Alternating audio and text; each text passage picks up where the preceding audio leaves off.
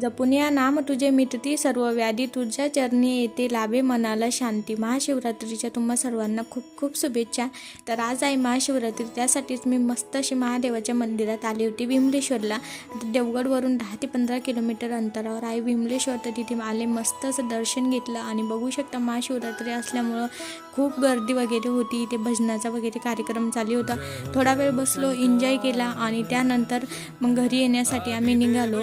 तर बघा घरी येताना बाबूची मस्त अशी मस्ती चालू होती, त्याला बसायचं होतं समोर, असं जाऊ द्या। त्यानंतर ना रस्त्यात एक काम होतं, तिथेच आम्ही थांबलो होतो। आता बघा हे कोकणातील डोंगराळी रस्ते, किती सुंदर असा व्ह्यू आहे ना। आता हा व्ह्यू ना मोबाईल बघण्यापेक्षा किंवा व्हिडिओ बघण्यापेक्षा ना प्रत्यक्षात बघायला खूप सुंदर असा वाटतो।